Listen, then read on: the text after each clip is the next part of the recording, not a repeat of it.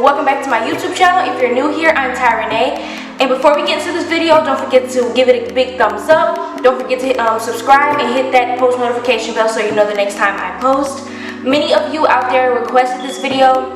You guys wanted me to do study tips on what I do in ultrasound school and how I make the grades that I do. So I'm going to be telling you guys that in this video, just to give you a little insight, just to give you a little advice on what to do. So I have notes in my phone of what I wrote and what I do to study or whatever, so I'll look at those and elaborate more on them so you guys get a clear understanding of what I do.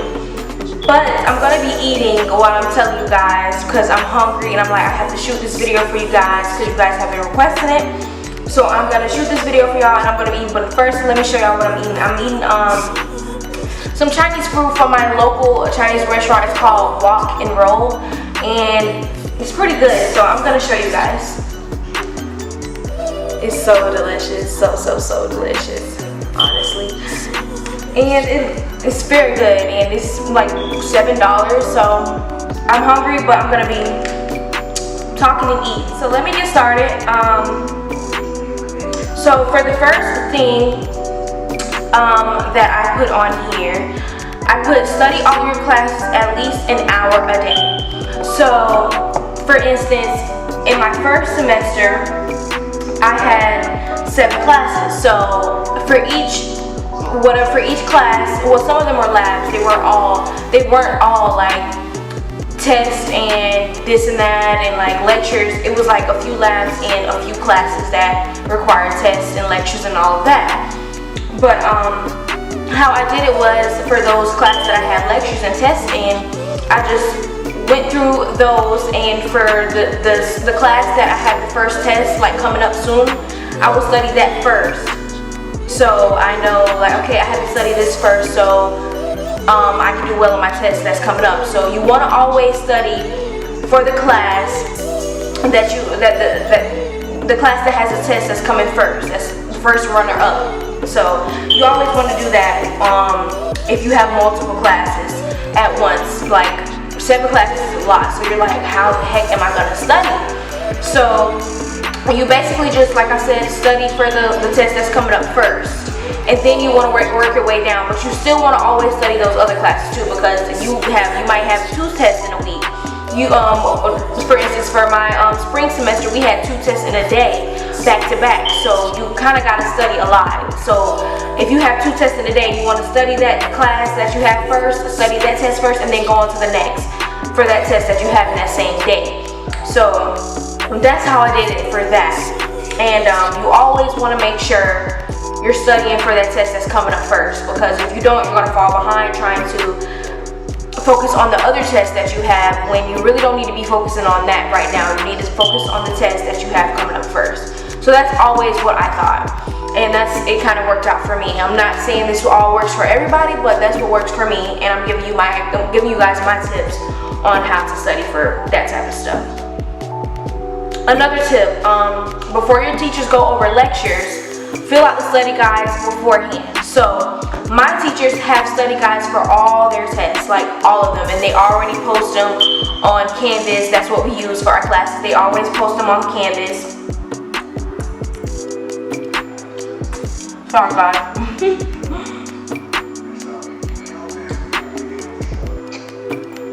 So they always post our study guides on Canvas. As soon as they open up the lectures for that new section, they have the study guides on there ready for us to fill out. So what I would do, I would go through the PowerPoint that they already have posted, and I'll just start filling out the study guide beforehand. So once we do have the lecture in class, when they start going over the study guide and when they start going over the lectures, we already have it filled out. So I already have it filled out, and I would just add to it. And that's actually what the teachers recommended us do. And that was the whole point of them posting the study guides beforehand. So I will already have it filled out, and I'll be ready to go. And it'll be way easier once you get in class and they go over the study guide with you, and they go over like the lecture and everything. You'll just be filling it out because you have your computer right there in class with you, and they allow you to bring your computer with you to class or whatever resources, whatever paper you have, anything. They allow you to bring it with you, so you can just fill it out as you go. And it's very much easier to do it that way than to wait to the last minute to fill out your study guide when the test is a week away. That's not what you want to do, because you'll end up cramming and you're not retaining all the information that you need to pass the test. So that's another thing. Always fill out your study guide beforehand. I'm not sure if all the teachers out there that's teaching this program, diagnostic medical sonography, I'm not sure if all those teachers out there who's teaching it does it this way, but my teachers do, and I'm thankful for that, because it makes it way much more easier to fill it out beforehand, already have a good general idea of what's going to be on the test, and just you already know what to study instead of studying all this extra stuff that's going to be clouding your brain and stuff. So always fill out your study guides beforehand. My next tip for you guys will be always ask questions no matter what. No matter what kind of question it is, don't ever think a question is stupid to ask. Always ask questions. If you don't understand a simple thing that you may think everybody else gets, you always ask a question no matter what. Do not feel like, oh, I'm asking a dumb question because everybody should know this. No, this is ultrasound school, and this is the first time you really learned all this stuff.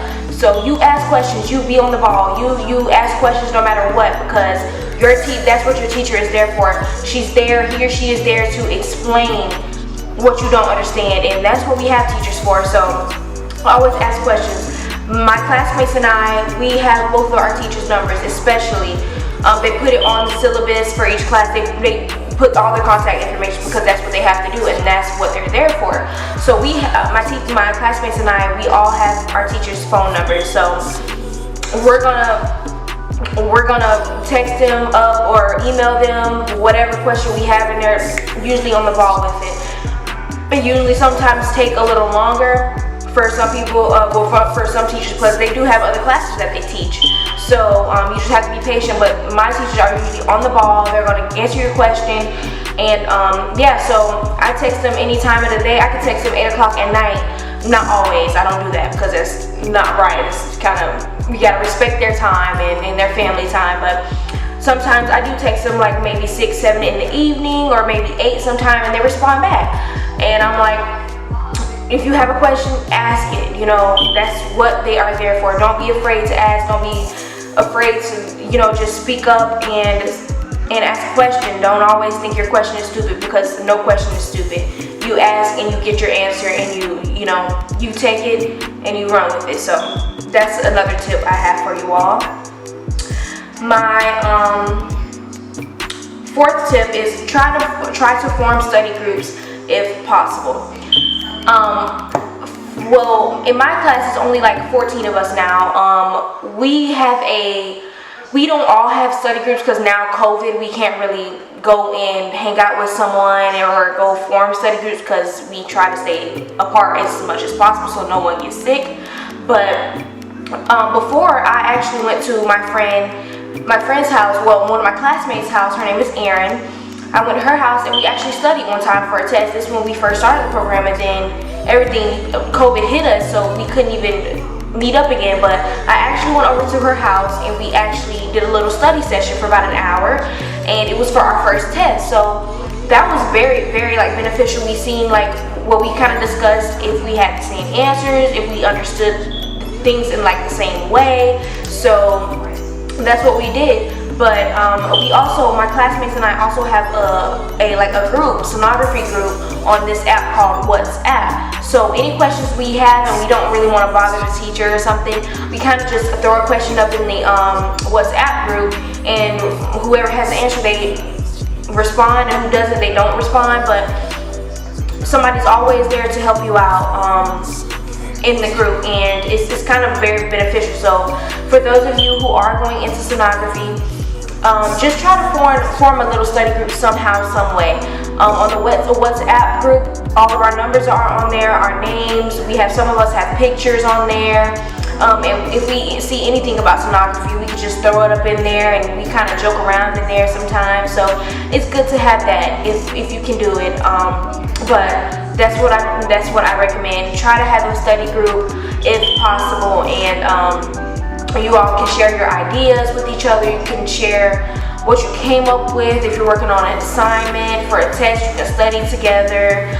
All that type of stuff. And study groups are really beneficial. And some people don't like study groups because they like to work alone. I'm more of an alone person because I like to go at my own pace. I like to just study how I want to study. But study groups can be beneficial if you can form a study group. So my fifth one is write notes. Write notes, guys. I cannot stress this enough. Write notes whenever you can, because once you write them out, it sticks better in your brain. And I've heard this since I was in elementary, middle school. They always tell you write down your notes. Write your notes if you can, because it always sticks better.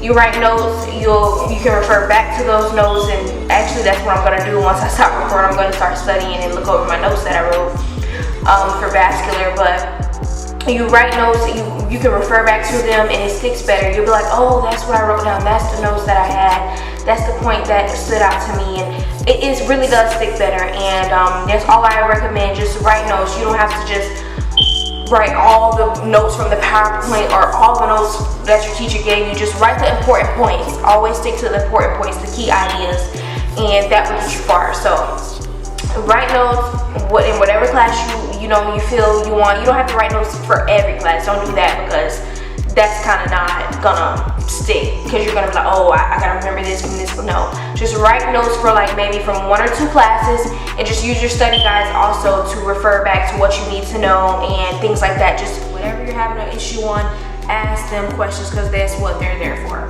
So that's like my #1 thing for you guys to do. Like I said, try to form study groups if possible. Those are very beneficial. Write notes, it always sticks better. Go through, highlight the notes you need, or the key ideas. Go through and highlight. Go through and make connections. What I do, I even draw arrows. Like from concept to concept, because I'm like, okay, this connects with this, and that's what I do. In my notes, I draw arrows, I underline, I do all of it, because it always sticks better, and that's just kind of how I learned all my life. Writing notes, it always sticks better. Lastly, look at videos if you don't understand something. I wouldn't say that would be my first resort to go to before going to your teacher, but just depending on how you want to do it, depending on you, if you want to ask your teacher something first, or if you want to just try to look at videos first to see if you can understand on your own before going to your teacher, I say do so. But always ask questions and look at videos if you don't understand something, because it always helps. But I hope you guys enjoyed this video. I hope you guys learned something, because I had to learn all these things on my own.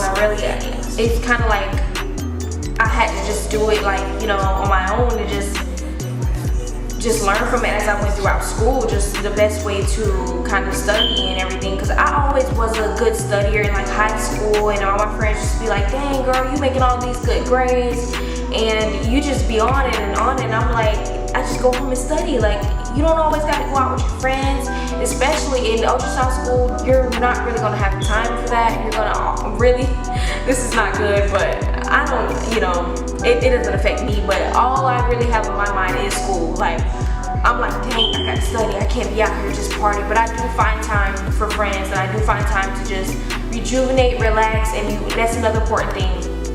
Always relax. Don't always be on your schoolwork 25/8. You don't want to do that, guys, because you'll just start stressing yourself out, and you'll become tired. You'll just become exhausted, and you don't want to do anything in the end. So I always say, find time to rejuvenate, and find time to just for me time. But I just want to say thank you guys for watching today's video. If you haven't already, go ahead and give it a big thumbs up. Don't forget to hit that subscribe button and turn on your post notification bell, because I will be coming back with a new video pretty soon. And I just want to say thank you guys. I love y'all, and stay safe out there. Peace.